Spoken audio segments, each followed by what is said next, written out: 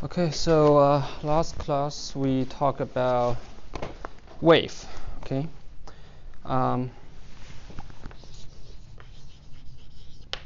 First thing we say is that wave is described by a wave amplitude, right? It's a function of position and time. So at each location and at each time, you will have a specific wave amplitude. Okay, it's not like a particle. And then later on, we talk about like the wave speed, a lot of other things. But I think one important thing we come back is wave equation.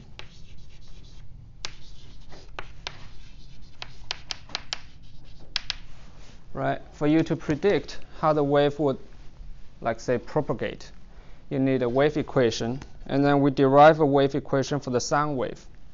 Okay, the sound wave is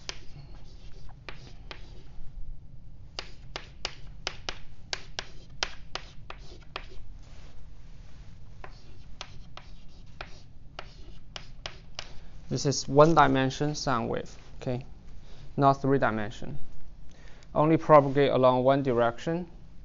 U is the displacement of the molecules in your wave, in your air. Okay, E is the Young's module. Rho is the density. Okay, and I think we also talked about that this wave equation, just by itself, has numerous number of solutions. Right? If you have a solution, you multiply that by 2, that's a solution. If you have 2 solutions, you add those 2, it's still a solution. Okay? So there's numerous solutions just by this wave equation. And also, well, I forgot if we write this down or not, but apparently there are 2 sets of solutions you can have. One is cosine,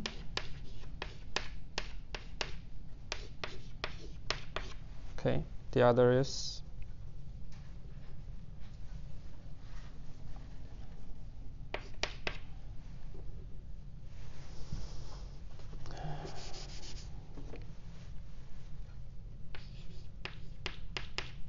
C cosine, and then S is sine. Okay.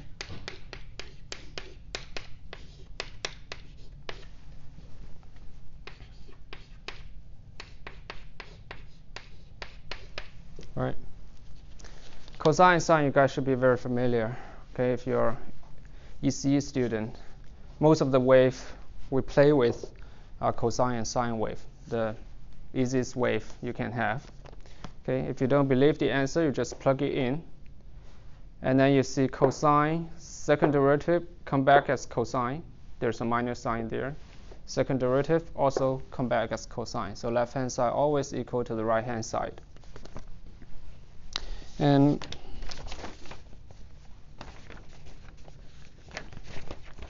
so let's take this as an example. Cosine omega t minus kx. Okay, later we'll say why we use minus, not plus. Okay. So you plug this solution into this equation. Okay. The left hand side, the camera is working. Okay. The left hand side, the first derivative, okay, we go a little slow on this, right? The first one is minus omega sine.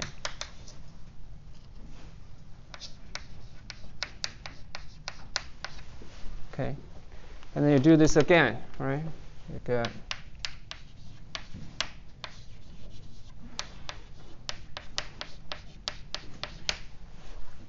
okay, and similarly you can do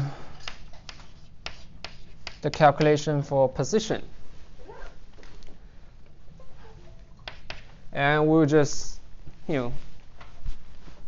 go through without writing the detail down here, but you can imagine derivative on t, you have minus omega squared coming out. So this one will have minus k squared coming out. And cosine omega t minus kx. Right, so it's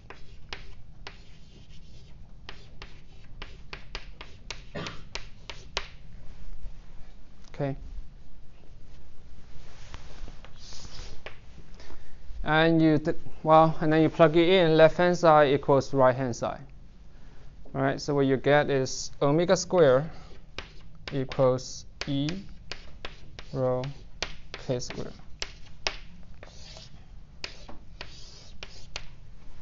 Okay. So currently, we haven't explained what is omega and what is k. Some of you might be very familiar, some of you might not. So, and if you don't know what's omega and what's k, then this relation is useless to you, right? Just a coefficient. So best way to kind of know this is just to plot this out, okay?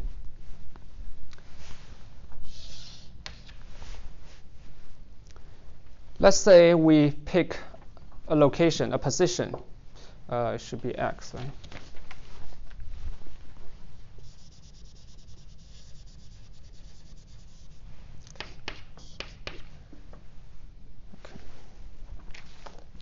So first, let's say we pick a position. Let's say x equals 0. All right, the simplest one. And then you watch the amplitude, right, change over time. So at first, it's 1, right? It's maximum. And then it start to go down like this, and then going up again, and then keep going, okay? A typical sine wave. And I think if you ever play in, I think there's a NI lab in ECE department. Okay, I think now you can actually ask the computer to generate this, and then also see it on computer. So you don't really need to have an actual instrument to generate the wave. So here what you can see is that it's periodic, right? It's a wave. It's periodic cosine.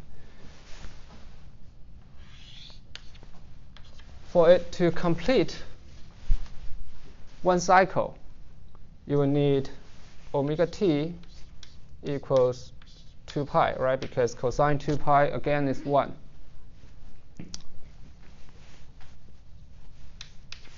Okay. So omega equals 2 pi t. Or sometimes we write it down as 2 pi f. So f is a frequency, okay? How fast you repeat yourself. And then omega is the angular frequency, okay? Simply because cosine has a period of 2 pi. You need 2 pi to go from one period to the other. So that's why a lot of times we use omega instead of f, okay? And now what is k? Okay, we can do similar things. Okay, we pick a certain time, let's say time 0, and we look at the amplitude along the position, right? Again, it's the same thing, okay? Because minus cosine minus kx is cosine kx. Again, it's the same thing.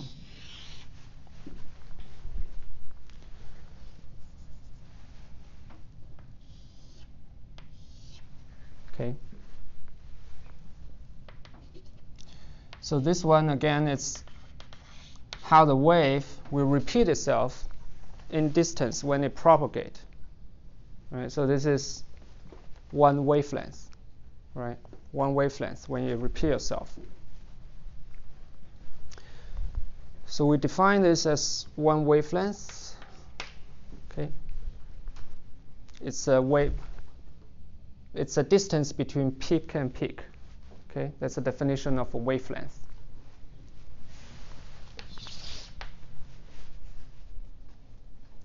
So what you will have is k,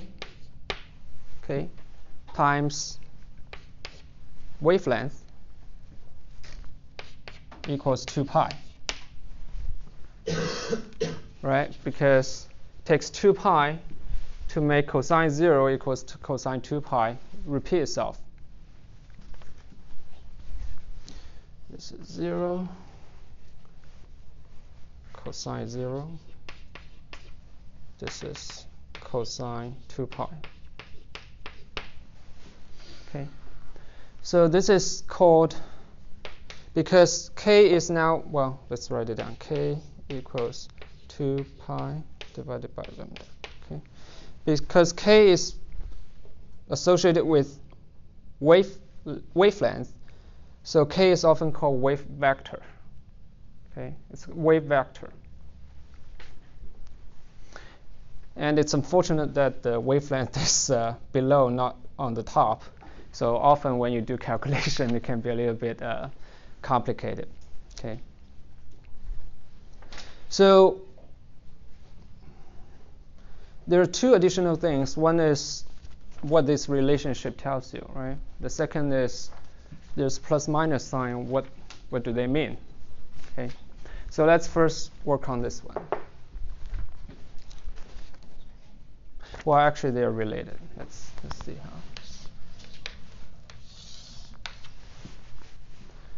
Now let's assume we are at, let's see, yes, this is x u. Okay. Again, we use time 0 first. This is originally what your waveform looks like. Okay.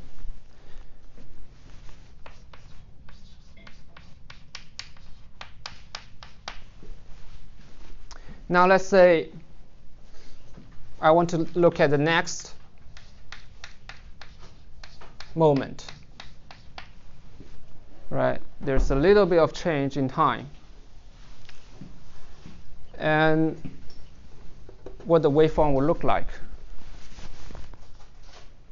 And this one, I think a lot of you already know the answer. It looks like this. There's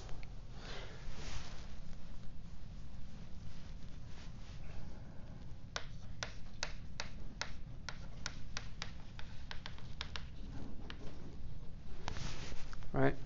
So why is it? Because you increase in time, right?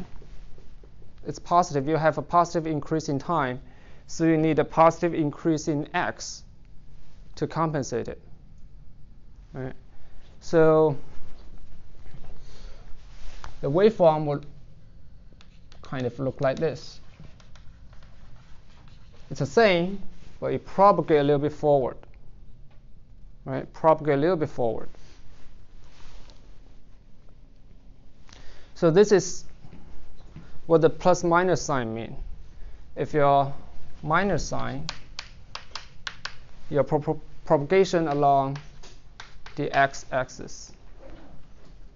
Right? Because whenever you have a time, whenever you move a little bit forward in time, you also need to move a little bit forward in position. So cosine omega t minus kx is a wave propagation along the x-axis.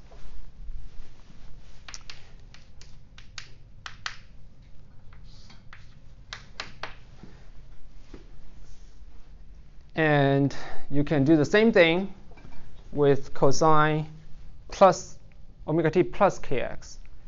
And you can see reversely its propagation against the x-axis.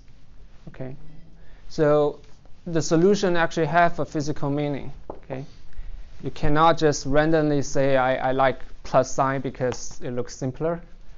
But in reality, if your wave is propagation on the, along the x-axis, then your solution, would be wrong, right?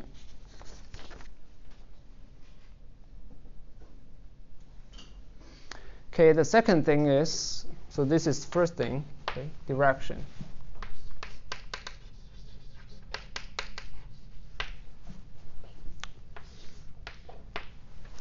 the second thing, when we look at this, you can almost tell that if delta t is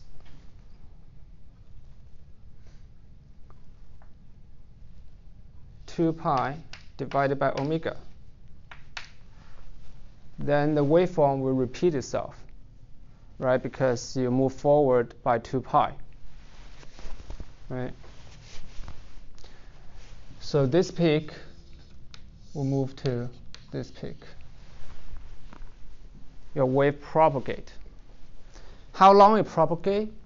2 pi divided by omega. How far it propagate? A wavelength, right?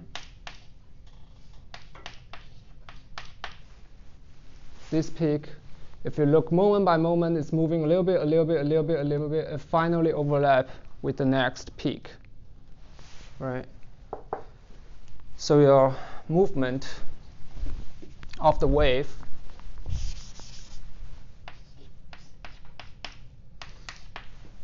is a wavelength.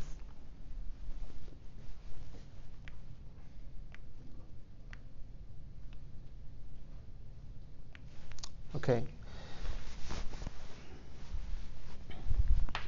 And when we have a particle, if we move from one place to the other place, you know the distance, you know the time, you know the velocity, right? It's exactly the same thing here.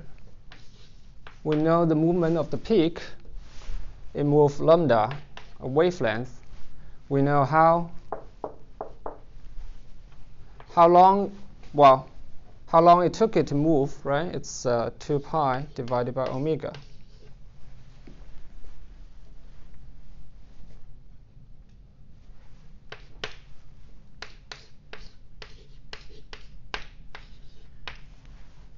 This is the wave velocity.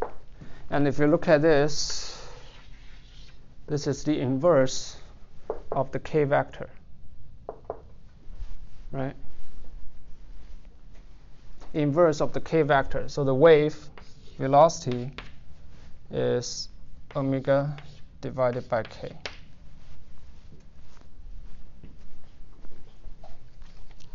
Okay, this is how fast the wave moves.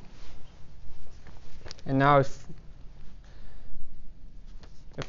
if you accept this, okay, which you should, and you look at this equation we get from the wave equation, it also tells you the relation between omega and k, right? Frequency and wave vector.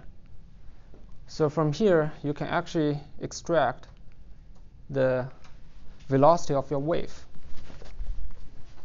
right? Omega divided by k is also equal to, you divide this to here and then square root, right?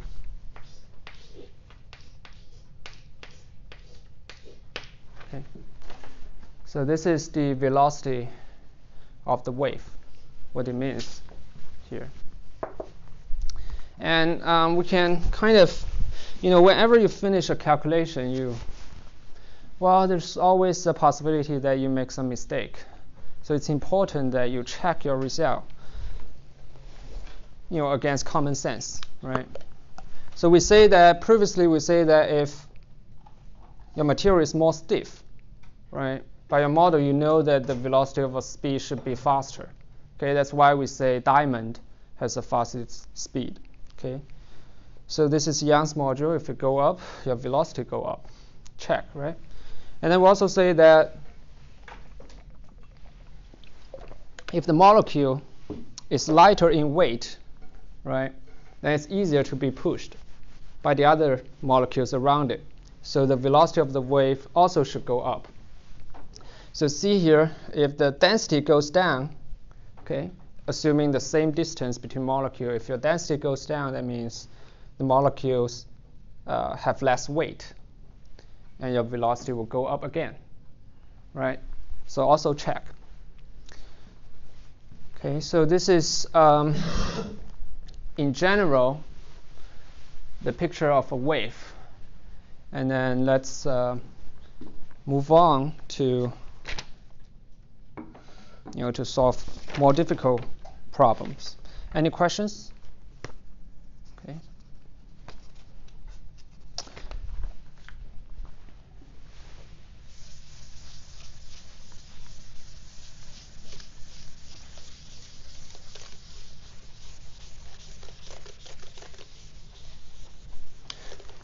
So I think some of you must play violin or guitar or some instrument. Can you tell me, well, look at the solution here. It only says the relation between your frequency and your wave vector. Okay? It doesn't say anything about the frequency itself. It can be anything, right? So when you play a guitar, why they only have a certain tone? Why it doesn't give you all the frequency? Yes? The guitar string is like attached to 2 points, or violin string. So it can only oscillate at certain frequencies because the other ones will cancel each other out. Yeah, because exactly. So if you look at this solution, it has wave like at minus and plus infinite, right? It's not like our guitar, right? Our guitar is a limited length. So there's something called boundary condition, where you fix the string of your guitar that it doesn't move, right? And those boundary conditions will limit what frequency you can select. Okay. So let's work on the boundary condition. This is boundary condition itself is extremely, extremely important. And if you don't understand boundary condition, then the next month will be extremely painful for you. Okay, now let's work on let's say a string. Okay. First, the wave equation is still this. Okay. For different string, your coefficient might be different, but the form is the same. And then we fixed 0 point, and then also fixed this point. This 2 point doesn't move. Okay. And because this 2 point doesn't move,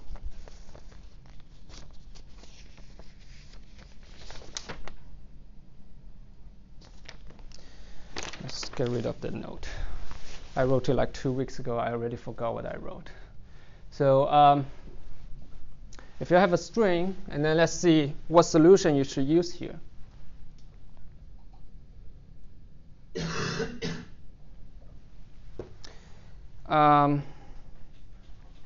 First, anything is possible, right? You can actually put it down here.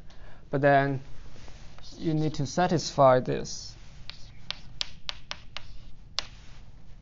Arbitrary t is 0, right? You need this condition. The second thing is, at this location, arbitrary time, also the amplitude is 0, right?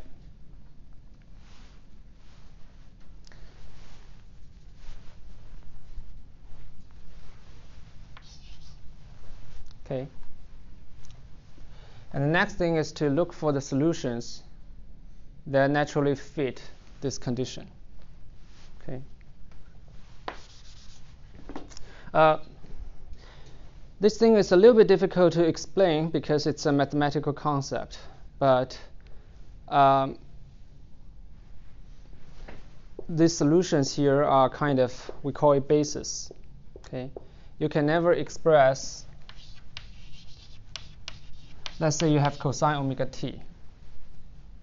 Cosine omega t will never be any combination. Let's say you have a combination of cosine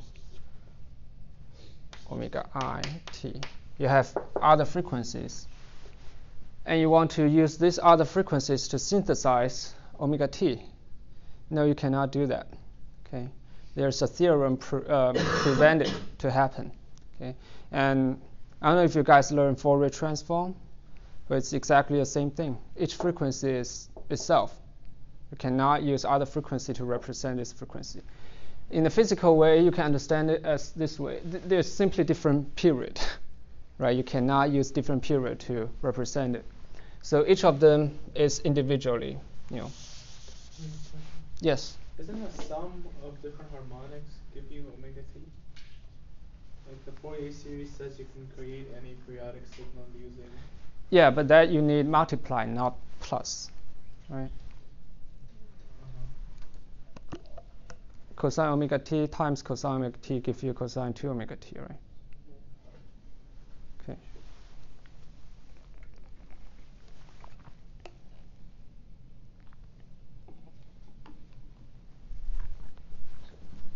Doesn't it be cosine squared omega t?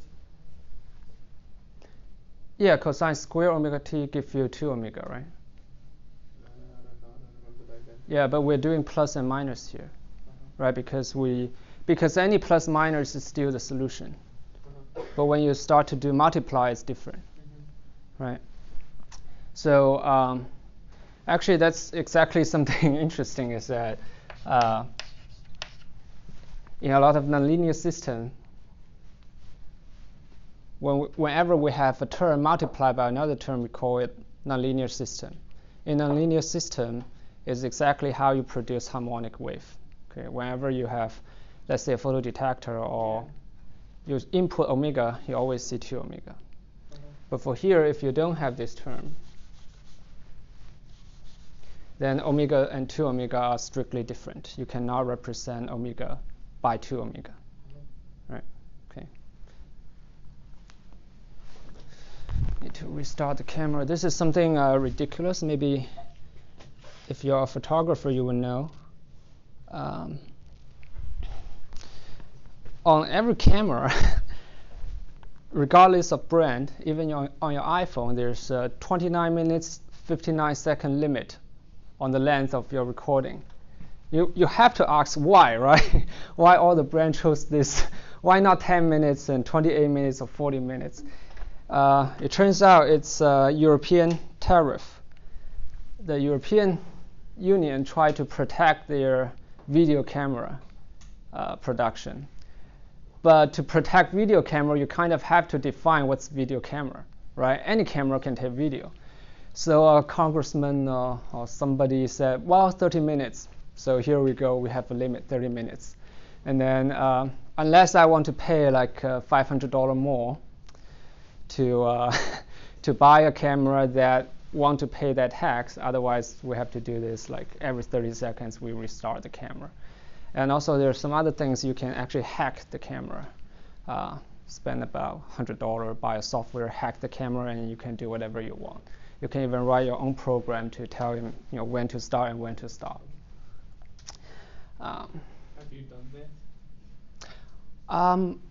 Once I want to do it, and then for some reason my wife talked me out of it. So when you do it, you violate the warranty. And then the camera we want to do is like $3,000 camera, and then yeah, I don't know. It's maybe when it dropped to $1,000 resale price on eBay, I might do it, because if I I can always sell it on eBay as original. Okay. So now let's pick, let's say,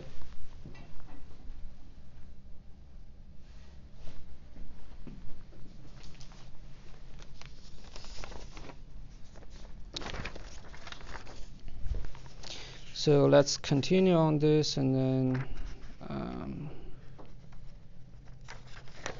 okay. So first look at all these equations. None of them satisfy, right? None of them satisfy. Because at time 0, you always have omega t. It's always oscillating. All right, so none of them satisfy the solution. But we already know that their linear combination is also a solution. Right? You can say you have u1 plus u2 plus u3. Okay. The combination could be a solution, right? Now, how you find this combination? Usually what happens is that, this is true, usually what happens is that when you try to solve a wave equation, somebody else have already solved it for you. Okay, you just look online.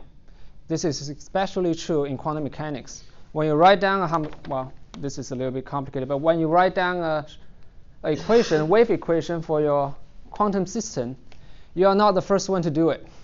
Okay, just believe that you're not the first one. Look for solutions instead of solve it by yourself. Sometimes the solution can be really scary. Okay, for example, harmonic oscillator, you guys all know it, right? Just cosine, right? In the classical case. Well, however, in quantum case, if I want to write the solution down, I might use entire space like this. Okay, so do not try to solve the equation by yourself. Always Google it. Okay, and this, well, I think some different instructors would say different things. Some people prefer the student to do everything from zero. But the fact is that in research, also in R&D in company, nobody do it from zero, right? They always do it from other people's work, as long as you cite it. Okay, so this one, luckily this one is very simple. We can see that cosine omega t, well, let's see what we do here. We do sine or cosine. It's the same thing. Okay, let's do sine first. Let's say we want to pick sine omega t minus kx.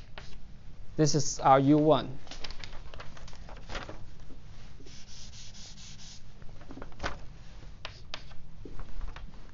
And x equals 0 is just sine omega t.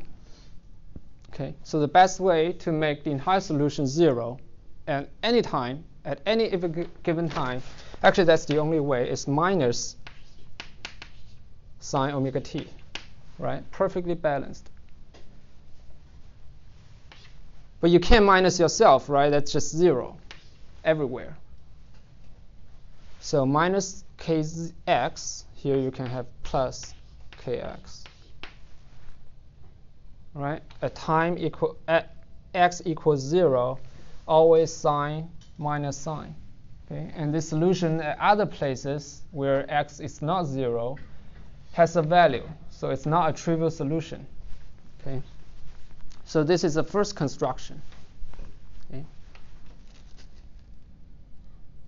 And similarly, you can also do cosine omega t minus kx minus cosine omega t plus kx. Okay.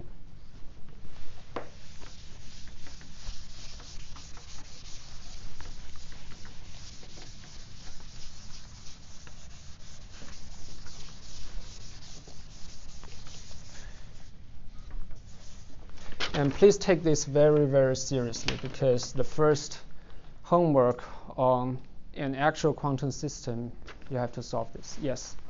Could you do like plus kx in the first part? Yeah, Okay. yeah, it's the same. Just switch them? Yeah, you can do that. Yeah. So this is what we call a nil basis. Okay, you can put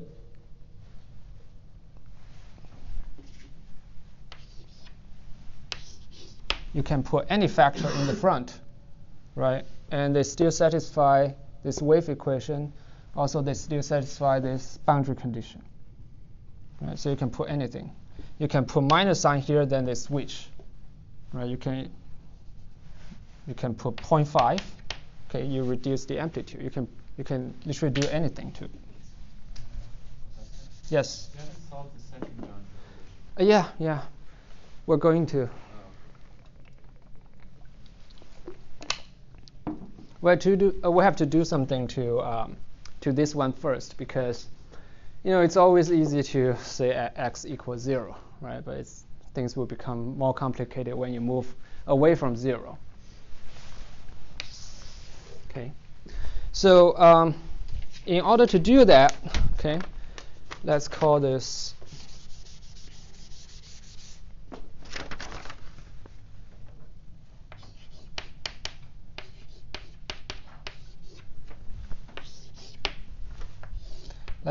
U1 and U2 our solution.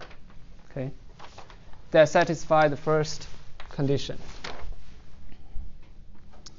And when you try to do x equals L here, well, at least what I see is that it's actually quite complicated. I don't see a straight solution here.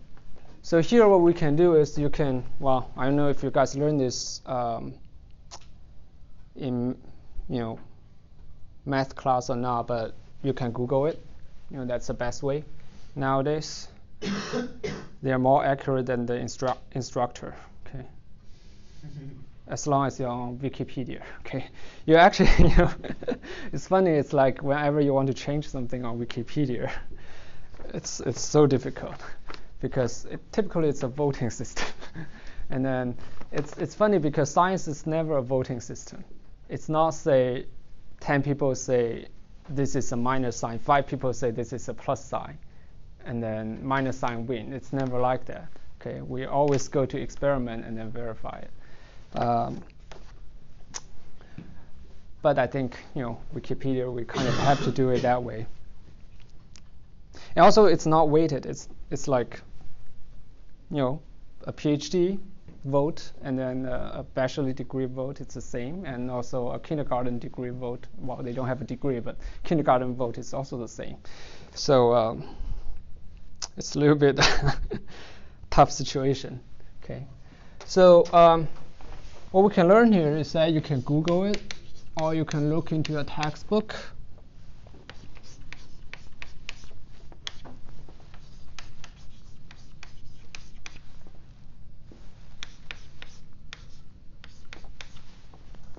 Okay, this one goes to cosine omega t sine kx. Okay, there's a coefficient of either 2 or half here. But since we can add arbitrary number here, so we just get rid of it. Okay, this one equals this. And similarly, you have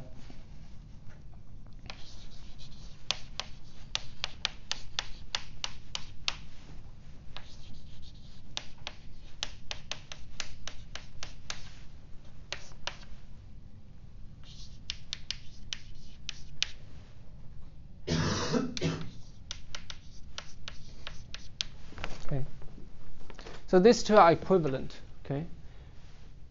If we're not doing the second boundary condition, you can use either one. Okay. But since we're doing second boundary condition, then you now can see this one is really much better than the previous one, right? Because all you need to do, the second boundary condition,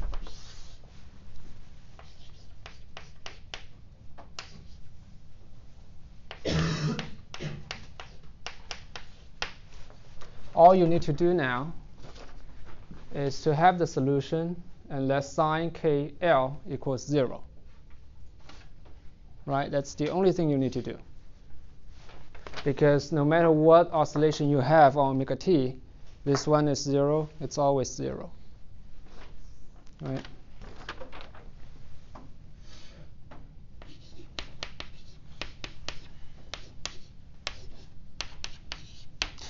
Actually, it also tells you something is that when you're looking for 0, something equals 0, it's always easier to write it as something multiplies something, right? Because whenever one component becomes 0, the entire thing becomes 0. Okay. So sine KL equals 0. That checks the second boundary condition. Okay. And we know K is this one. This means KL equals to either 0, pi, 2 pi, 3 pi, all the way down, right?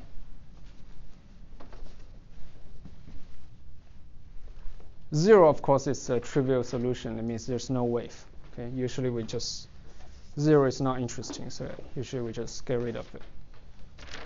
Pi, 2 pi, 3 pi, you can write it down as just n pi. Okay. Okay.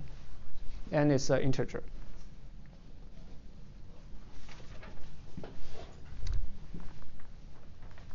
So what it means to our wave? We know K is We should write it down here.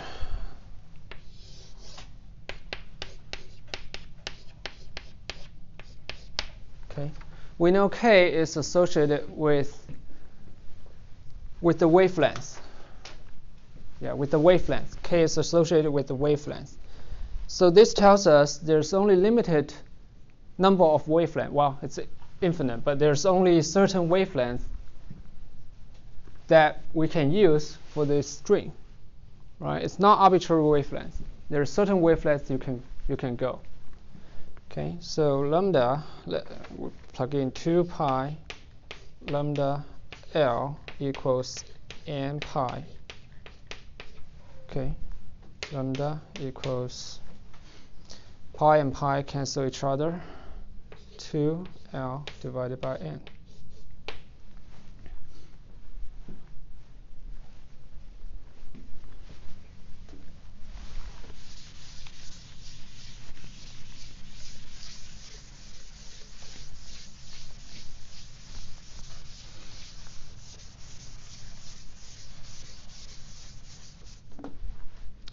And we can also go one step even further because we know we're running out of space.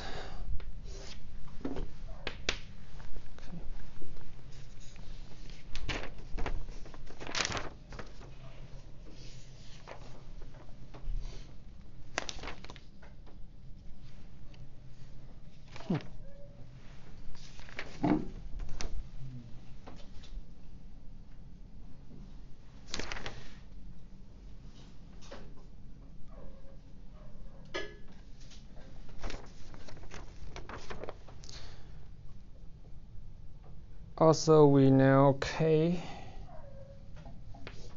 equals omega divided by speed of your wave, right? We previously derived this. Okay.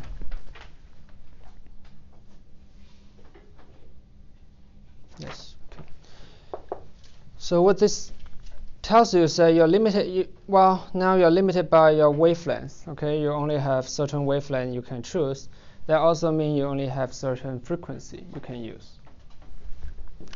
Right. So here you have omega equals to velocity times k.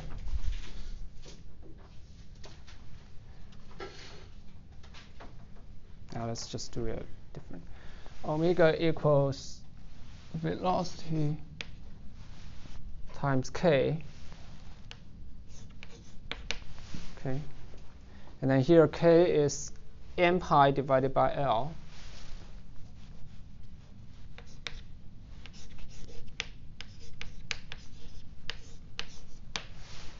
Okay.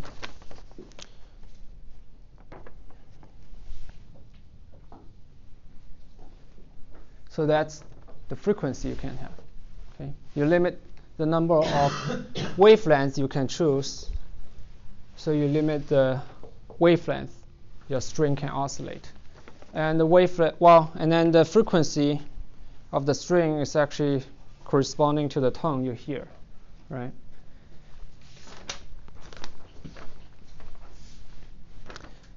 So that's why when you play a guitar, when you put your upper hand at different position, you hear different sound. Okay? You're changing your length. Okay. That change your frequency, so you hear a different sound. And now let's plot these solutions. Okay, what they look like. We just neglect this part because it's just an oscillation. Okay, just plot this one, sine kx. The first one, what it says is starting from 0, end at 0. Okay. And actually look like this. Oh. Okay. Actually look like this. There's no knob. Okay. This is the fundamental mode coil. The second solution, when n equals 2,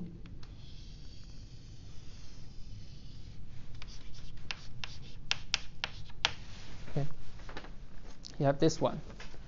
and just go on and on and on. Okay. Each time, well, people kind of try to make it look fancy, but they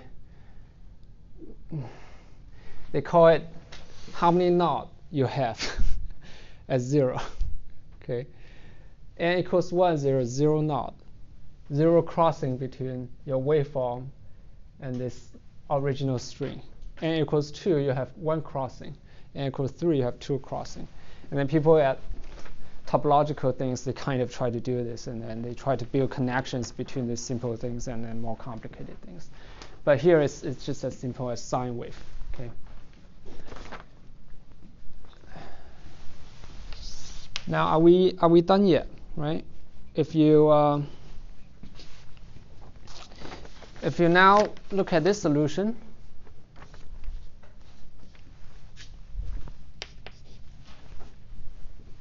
okay, and if you now look at this solution, naturally there's a question, right? There's a limited number of frequency you can have. Right? It can be omega, it can be 2 omega, it can be 3 omega. So when you play your guitar, how do you know which frequency it goes? And then you know that from omega to 2 omega, it's actually going 1 octave. Right? It's do, do, it's the difference here. So what's the next thing you need to finalize your solution?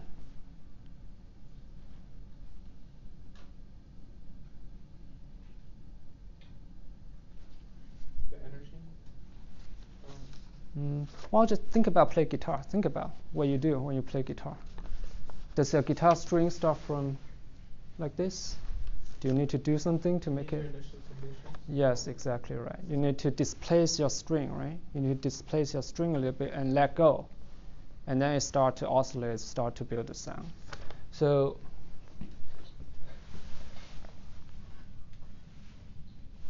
I should write down. This is boundary condition. The initial condition. Okay.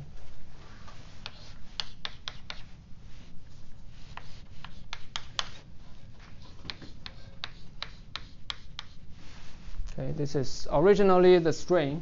It's straight. And then let's say you push it.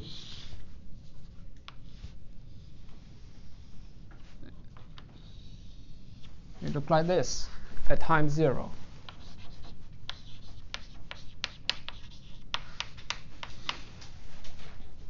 And then it starts to oscillate. Ideally, if you start the guitar exactly at this shape, n equals 1, then it's always n equals 1. Okay, you hear a very pure sound. You don't hear any octave. Okay, you don't hear any higher harmonic. This is extremely true when you try violin. I don't know if you guys have neighbors that learning violin or something. But it's very unfortunate when I'm in middle school, the little girls next door, well, in China we live in apartment, not house. So you actually can hear the violin, okay? And then the little girl is very hardworking, but by no means gifted. And every day, every night from 8 p.m. to 10 p.m. it's a torture to me. You just never get the sound is never pure. Okay, it's never pure. It's always some zzz there. It's like you can hear she tried really hard. It's just not working. And then I think she gave up around 11 years old. I think it's I don't know if she made the decision or her parents finally can't tolerate anymore, right? Because they are the audience. Okay, so initial condition, extremely important. And mathematically, initial condition is a little bit complicated. We're not going to solve anything serious today. We're just to show you how to solve it. Okay.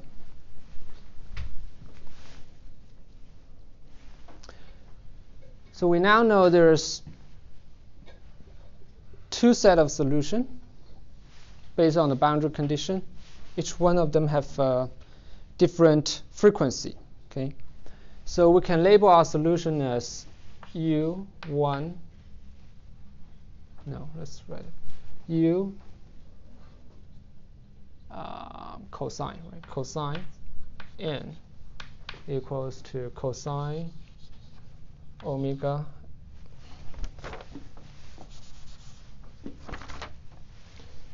n omega.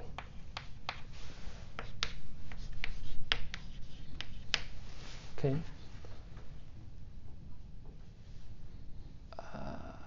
Cosine. This one. Okay. Sine. Also, it's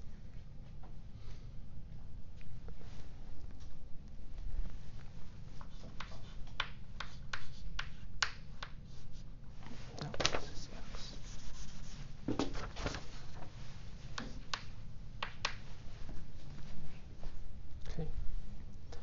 Okay.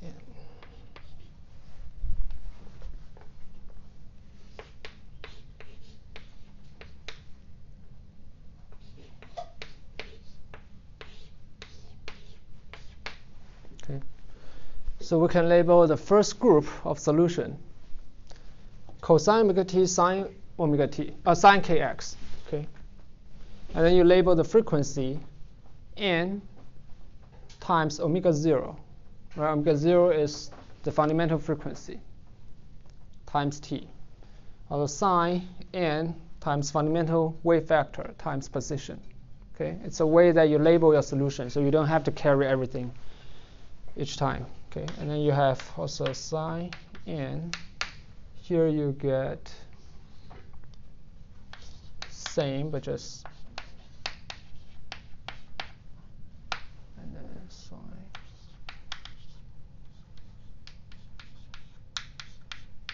Okay. So you know that for any n belong to an integer, these two solutions satisfy the boundary condition. Right. And also from do this again.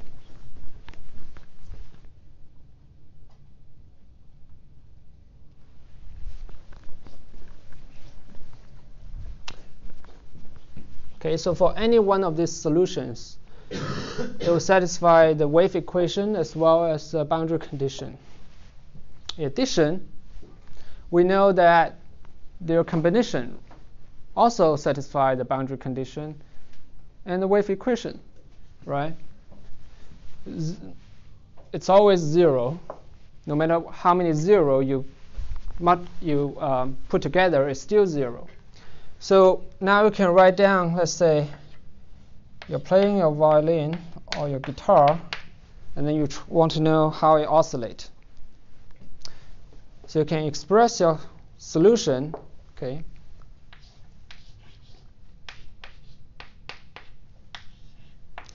as a combination, okay, the sum of all these solutions, right? And then each one of them would have a coefficient.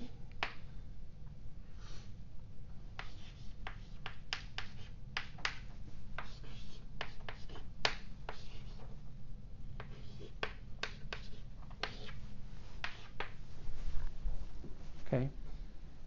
Each one of them will have a coefficient. And ideally, when you play a violin, you want it to be as pure as possible. So you only want one of them to be non-zero. Okay. But in reality, if you guys have instrument, you can record it to an iPhone, and then you can do Fourier analysis and then see the frequency components. There are always more. Okay. So write down the equation like this. And then what you do is that you know u x at t equals 0 is a function, right? It's a waveform. That's how you start.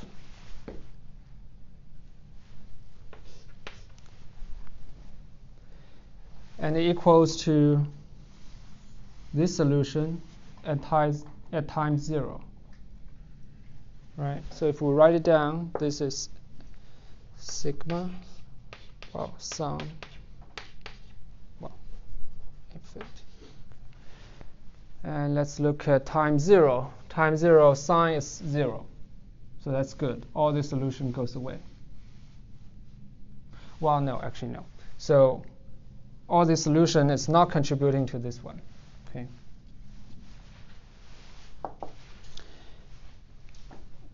All these terms goes to 0. You're only left with this one. Okay.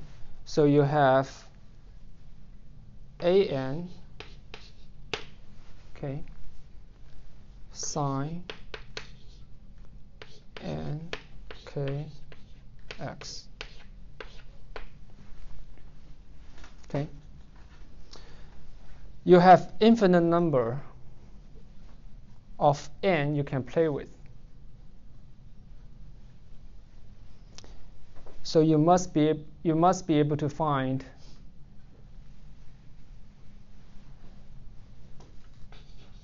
a combination of all these coefficients that make this equation on the right-hand side equals to your initial condition on the left-hand side. Right?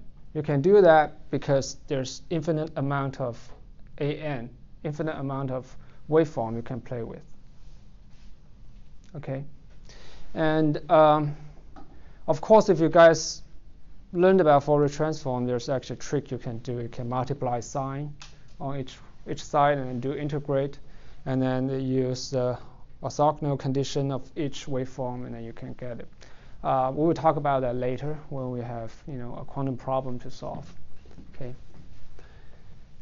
And let's see, you can erase this one.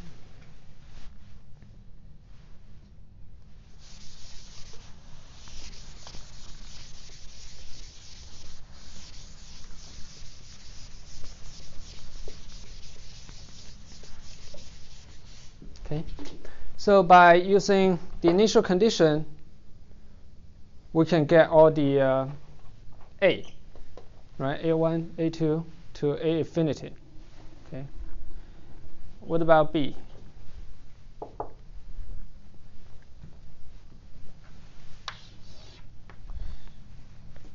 Need a second initial condition. And what is that? Make a guess. Okay, if let's say there's a particle moving, velocity, right? If the particle is moving, you want to predict where it goes. You need to know initially where it is. Okay, initially where it is, and initially how fast it goes. Right. So second initial condition is velocity. Okay. This is initial condition 1. Initial condition 2. Okay. Initial condition 2 is velocity. Okay. This one is a little bit, well, we talk about wave velocity. It's not the same thing. The velocity we talk about is here. Okay. Each position, how fast it moves up and down. Right. So for example, for this string, okay, if it's steady, it's not moving, and then you let go, okay, that's one sound you hear, okay.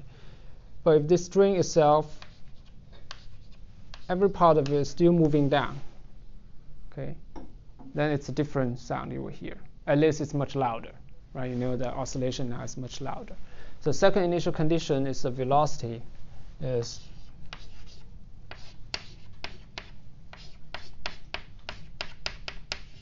okay. Each position, their displacement from the original spot, okay,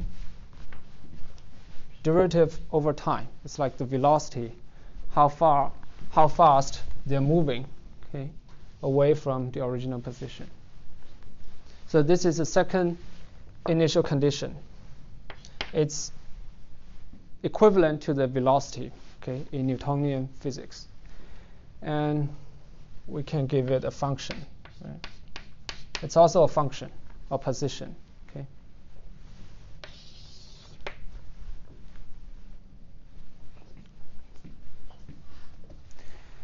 And then this one,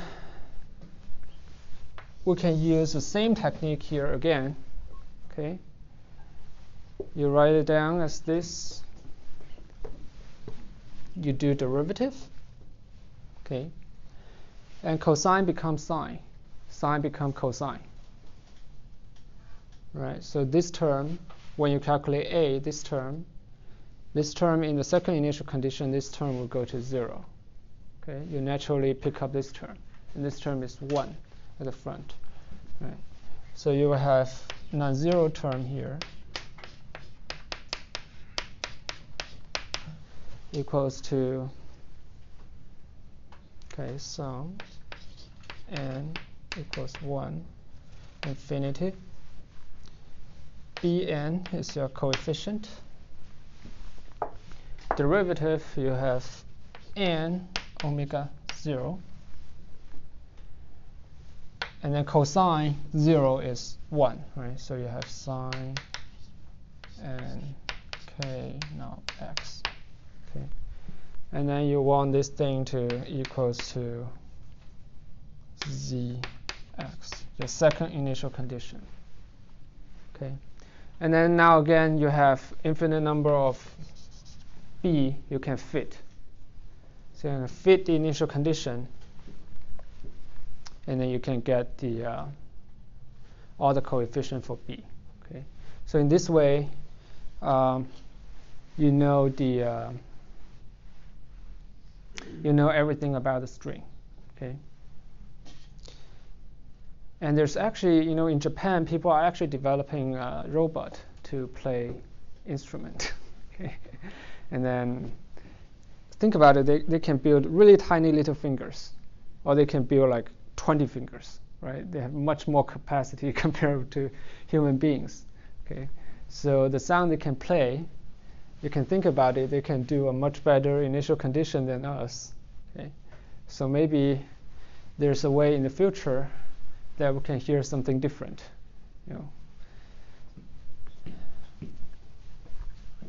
Okay. So in summary, well, the summary is already all in the lecture note. You guys can see it. Okay. The summary is that first wave, okay, it's an amplitude at each position at time. Okay. You need a wave equation to predict where the wave will go. Okay. And then you solve the wave equation, you get some solutions. Then you use boundary condition, initial condition to solve the entire thing. We have 10 minutes left, so I'm actually going to talk about Young's double slit experiment, just in case some of you already forgot. And that would be the homework that would be posted tonight. Okay. The first homework is, to be honest, just too simple, right? And then the idea of doing homework is really to train you and prepare you for the following contents, right? And the wave we talk about here, to be honest, we don't really care about wave unless we can use in quantum mechanics. Okay? So Young double slit experiment is actually something extremely widely used.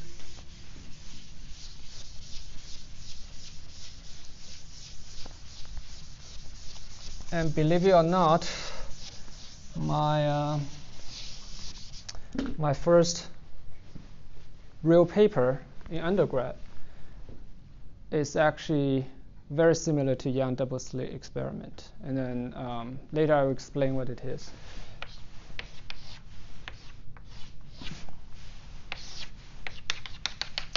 Okay.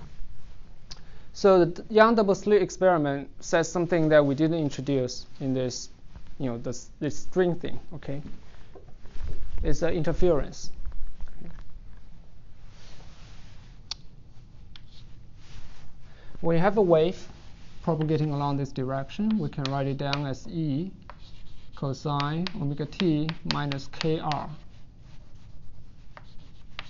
r is the distance between the source of your wave and the distance it propagates.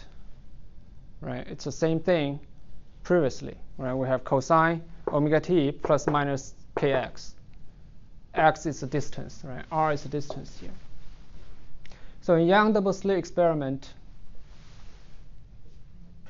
you have a light coming in, going through the first slit. It's very small, so it's like a point source, okay? And then it goes into these two slits.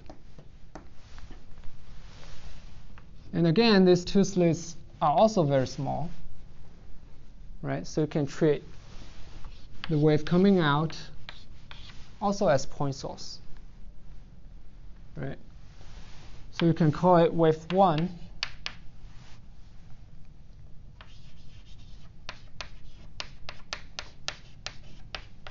And then wave 2.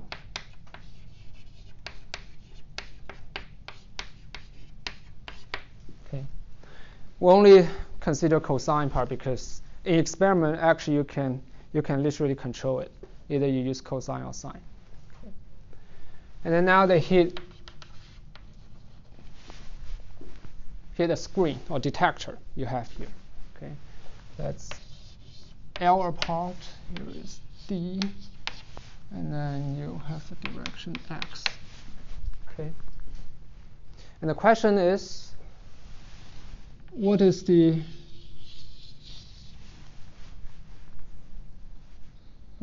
image you see on this photodetector? Right. It's actually a pretty trivial question. So at each spot at x, we know that you can, for all these solutions, you can sum them together, right? So for every position, you have two contributions, right? You have one contribution from the first wave,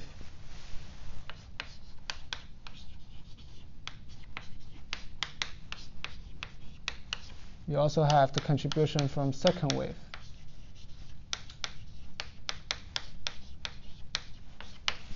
Okay. And then,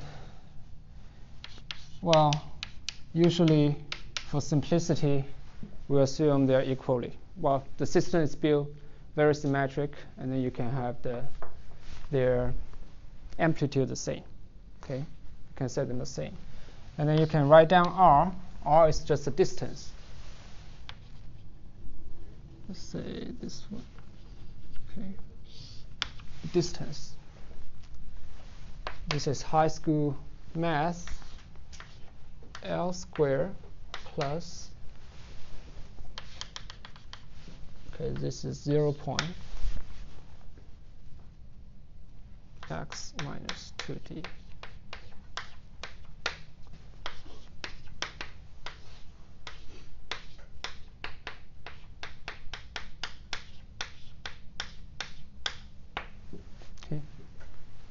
And then often we can use some approximation. That's something you will practice in your homework, is that L much larger than the slit distance and also the position you want to look at.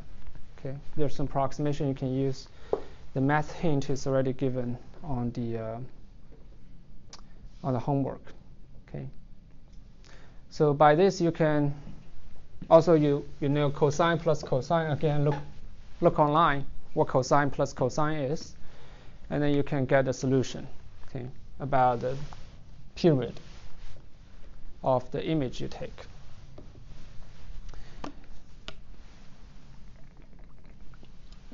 So that would be problem 1 in the coming homework. And then there's actually a problem 2 that's slightly more difficult than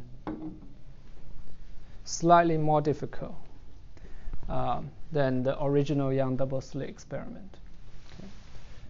The question is, originally we put the slit in the middle of the two slits, right? So everything is symmetric. What will happen